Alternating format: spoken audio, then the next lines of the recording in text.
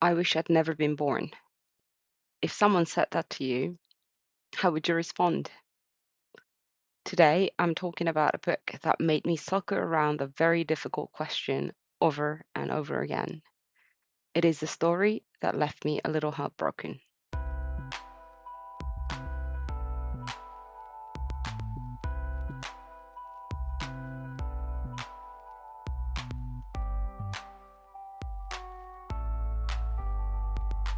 Welcome to Pages and Afterwards. My name is Lili. This is a place where I give voice to the feelings, questions, and lingering echoes that remain after finishing a book. There will be no polished reviews or analysis here, just my honest thoughts and casual reflection on the books I read. So let's get started. Hi everyone, welcome back to Mieko Kawakami Week.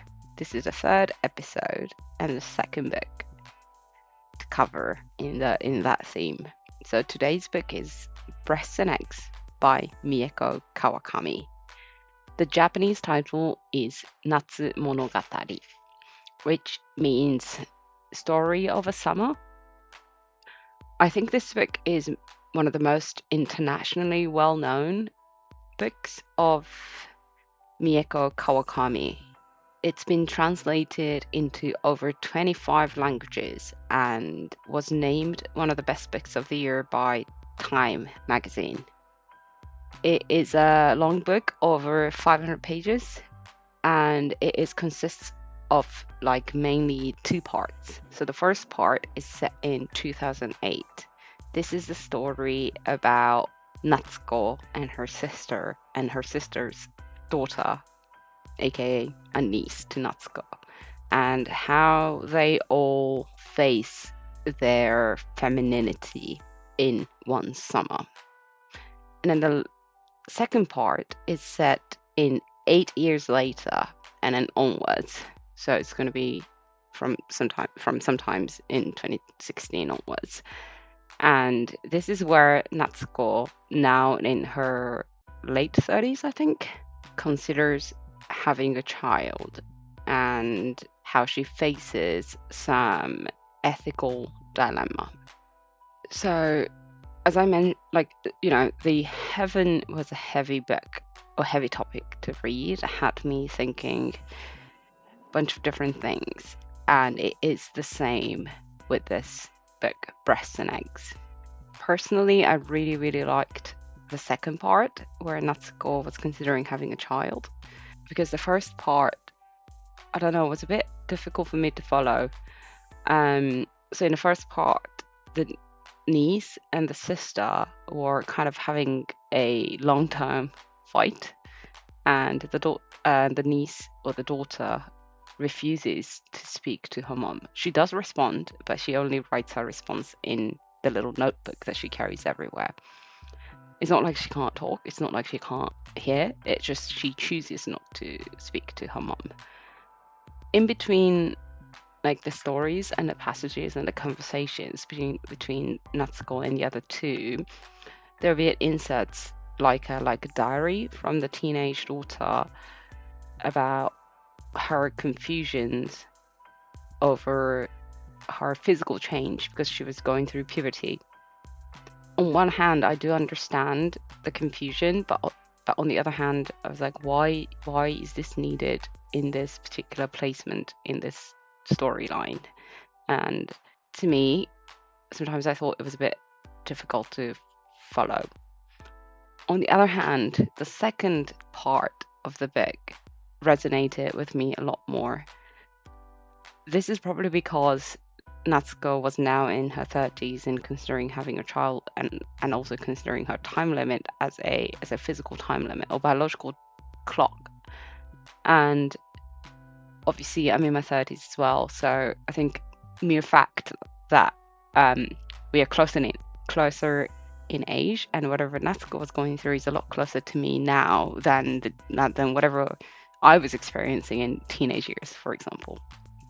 So Natsuko is a single person, and she doesn't date men, or she does, but she has no physical desire So she explores the idea of using a sperm donor to become a single mother.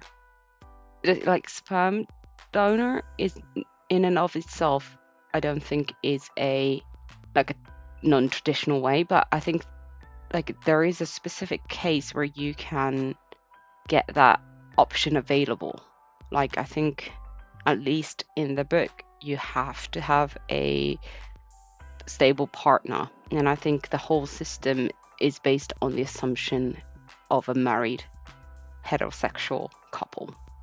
So if you're just a single person without any partner, without any husband, without any, I don't know, boyfriend, girlfriend, partner, I don't think you can officially get that option of it, choose that option at the hospital. But as I mentioned, she is a single person. She has no desire to get married. She doesn't have anyone to get married to. So while she explores this option, she hits so many like ethical walls and social prejudices as well. And as she was exploring this option, she discovers that there are indeed people who are born with sperm donor, but that went through like a via non-traditional way, basically getting the sperm from a overseas organization or getting sperms from someone who advertises it online. And she discovers that there is like a social group, support group for those who are born that way. And what really got me was the voice of those who argue as a result of being born into this world in that way, that having a child is just parental ego, or those who say that I wish I hadn't been born at all, knowing that I was brought to this world in that way.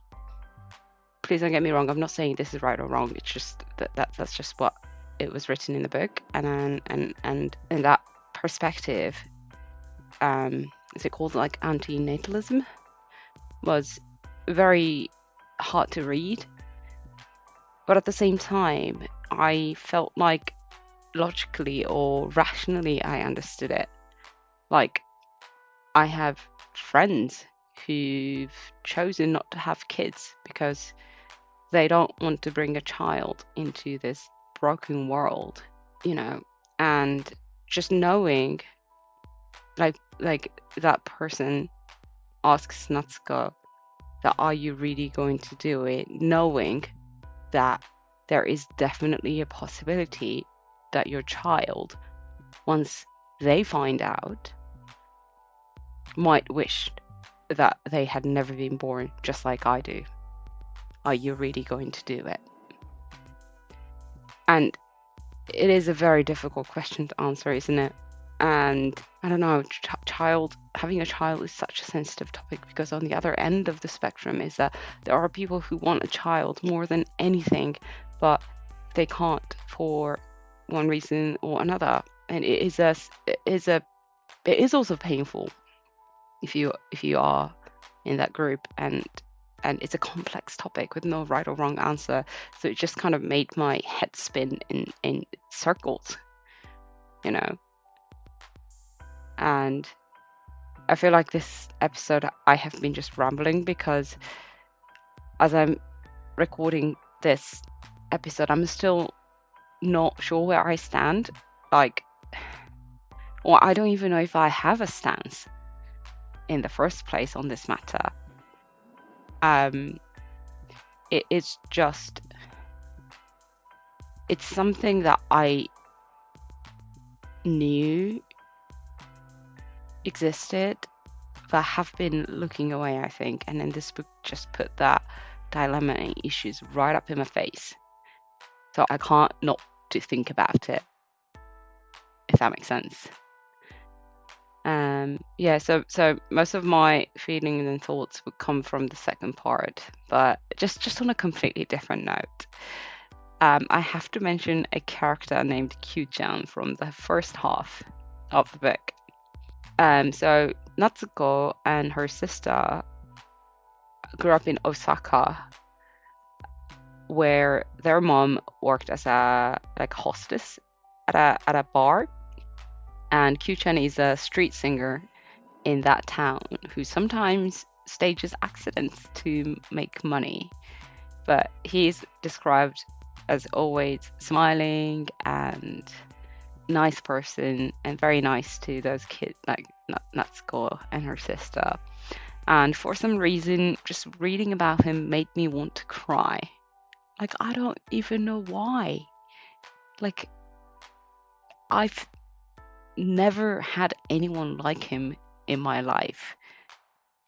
And it's not like I have nothing to feel nostalgia for, but somehow it made me feel natsukashi, which I don't think there is a spot on translation in English, but basically feeling like nostalgic for, I think, is the closest feeling.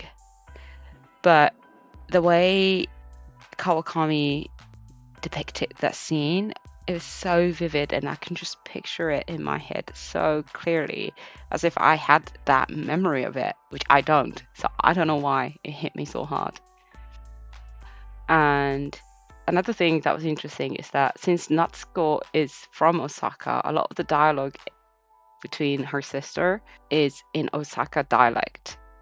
It was such an interesting experience because, like, unlike the books I read in standard Japanese, I could actually hear their voices so clearly in my head speaking in Osaka dialect. I don't know why. Maybe that's just the magic of Osaka accent. It was a bit of a random episode. If you felt like I was just rambling on and on and on, I'm sorry for that. But finishing this book made me think really deeply about the self-determination or the agency that you have in terms of giving birth. And the person being born has no choice, but the person giving birth does. So how do we bridge that gap? And when you have to make any other big life decisions, do you ever feel like Natsuko, like caught between your own desires and these huge, sometimes unanswerable ethical questions? When you are in that situation, you might want to read this book because this is set to contain everything about being born, living, and disappearing. All right, that's the end of the episode. Thank you so much for listening today. I hope this episode gave you something to think about, or perhaps mirrored a feeling that you've had after closing a book. If you enjoyed our time together, please hit the follow button. That really helps me keep going. And I'll see you in the next episode. Bye.